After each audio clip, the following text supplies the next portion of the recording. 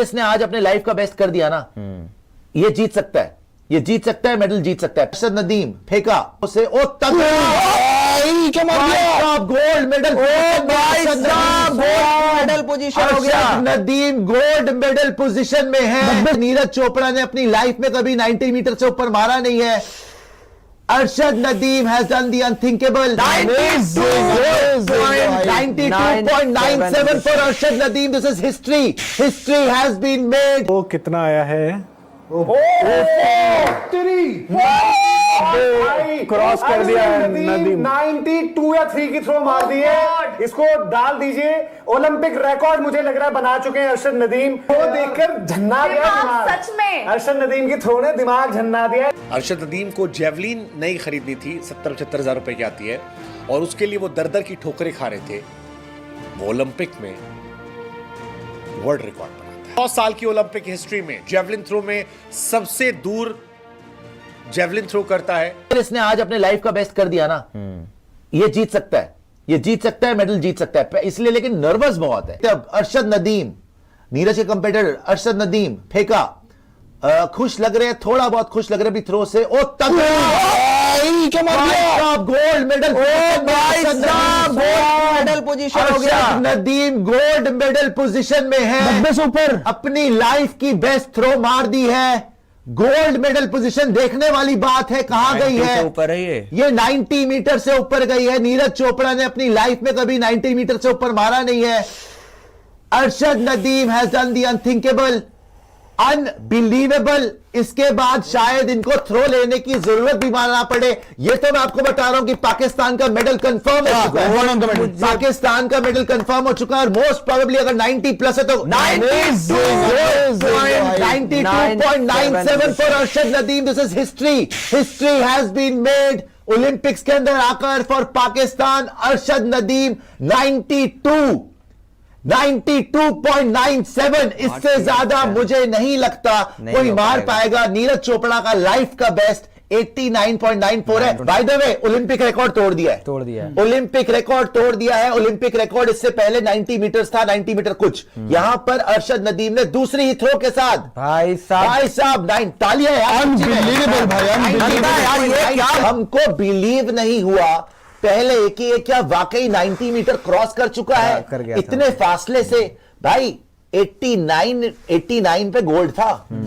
यहां पर अरशद, पिछली बार भी नीरज का देख लीजिए, 90 भी नहीं था। 3 मीटर यहां पर अरशद नदीम ने 92.97। इस लड़के ने कभी हार नहीं मारी। अरशद नदीम की स्टोरी देखना जाके, कोई इसको सपोर्ट नहीं, कोई ज्यादा पैसे नहीं, कोई कुछ नहीं। तो बाबर आजम से तो भैया इसका कंपैरिजन 7 जन्म में मत करना आप लोग। ओवरवेलमिंगली आउट क्लास कर दिया है सबको यहां पर अरशद नदीम ने। And everybody is stunned, everybody is stunned. History has been created. Olympic record holder यहां पर पाकिस्तान के लिए gold medalist Arshad Nadeem, second number पे नीरज चोपड़ा। और मैं आपको बता दूं जितने पाकिस्तानी हिंदुस्तानी दुनिया में है भाई, और तेज तालियां बजनी चाहिए दोनों के लिए, बिकॉज आपको खुश होना चाहिए। Gold medal position Pakistan, silver medal position India. पूरी दुनिया में टॉप 2 एथलीट जैवलिन के। वहां से सफर शुरू हुआ।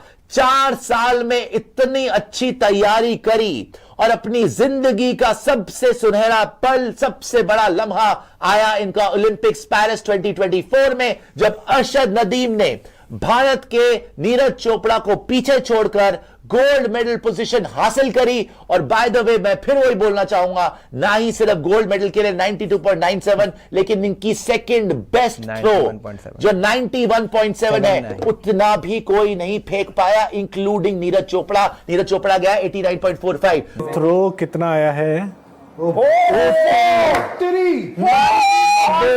क्रॉस कर दिया है नदीम। 92 या 3 की थ्रो मार दी है। इसको डाल दीजिए। ओलंपिक रिकॉर्ड मुझे लग रहा है बना चुके हैं अरशद नदीम। ओलंपिक रिकॉर्ड ऊपर जाइए, ऊपर जाइए। अरशद नदीम आई थिंक अब नीरज चोपड़ा पर रियल प्रेशर है। ओलंपिक रिकॉर्ड 90 टूट चुका है, 92.97 भाई।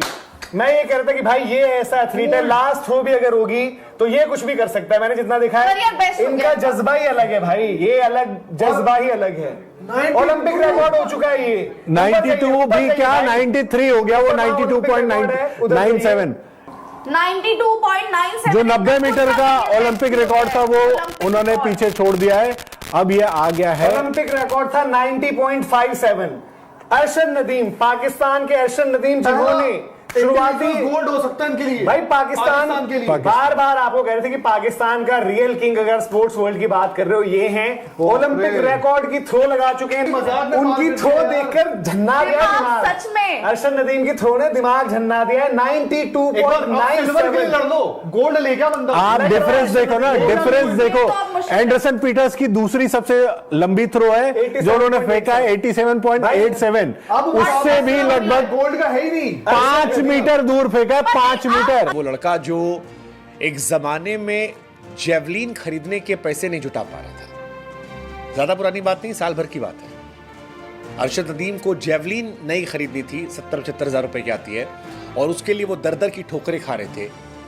वो ओलंपिक में वर्ल्ड रिकॉर्ड बनाता है। 100 साल की ओलंपिक हिस्ट्री में जेवलिन थ्रो में सबसे दूर जेवलिन थ्रो करता है, और इसीलिए आज सारी दुनिया कह रही कि नीरज चोपड़ा में कोई कमी नहीं थी, नीरज अपना बेस्ट थे, बस Arshad Nadeem out of syllabus निकले। अरशद नदीम पाकिस्तान के इतिहास के वो पहले खिलाड़ी जो इंडिविजुअल गेम्स में गोल्ड जीत कर आए। I mean that's big credit. सालों साल हो गए, दशकों से बीत गया, पाकिस्तान को एक मेडल नहीं मिला ओलंपिक में, और मिला तो कौन सा, सीधे गोल्ड मेडल अरशद नदीम। मतलब सोशल मीडिया पर लोग मौज काट रहे हैं कि पाकिस्तान के कैप्टन बाबर आजम के स्ट्राइक रेट से ज्यादा अरशद नदीम का भाला जाता है। अब इससे ज्यादा क्या कहा जाए।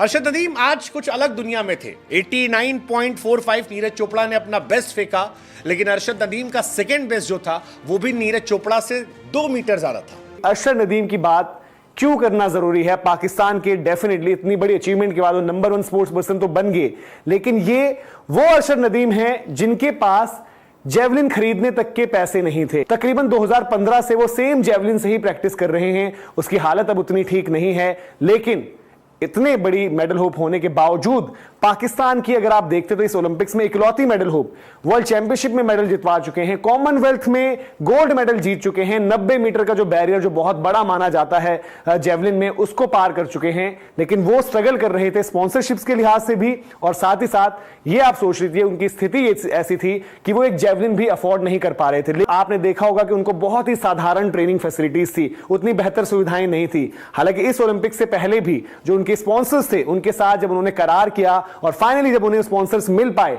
तो उनकी शर्त यही थी कि मैं ये चाहता हूं कि मेरी ट्रेनिंग हो पाए, और उसके लिए वो विदेश जाना चाहते थे। तो ये कुछ करार थे जो उन्होंने किया।